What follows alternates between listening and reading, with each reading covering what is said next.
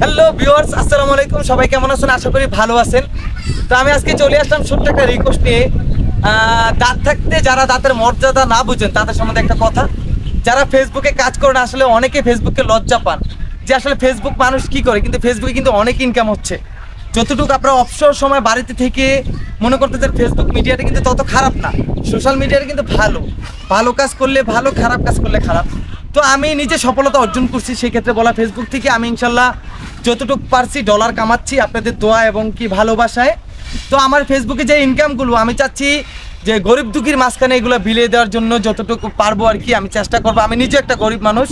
তো Facebook platform নিয়ে সবাই কেউ ঘৃণা করবেন না, যারা কাজ করতে চান আমি সবাইকে বলতেছি যদি আপনাদের স্টারের প্রয়োজন হয় আমাকে জানাবেন। ফেসবুকে কাজ করতে হলে স্টারের প্রয়োজন হয়, জানাবেন। কেউ হিংসা বিদ্বেষ করবেন না, সমালোচনা করবেন না। আর যারাই সমালোচনা যদি করে তাহলে মনে করবেন যে আপনি ভাইরালের দিকে। অল দ্য বেস্ট, সবাই ভালো থাকবেন, নিজেকে নিজে ভালো রাখবেন, পরিবারকে, পরিজনকে, দেশকে, সমাজকে। আল্লাহ হাফেজ।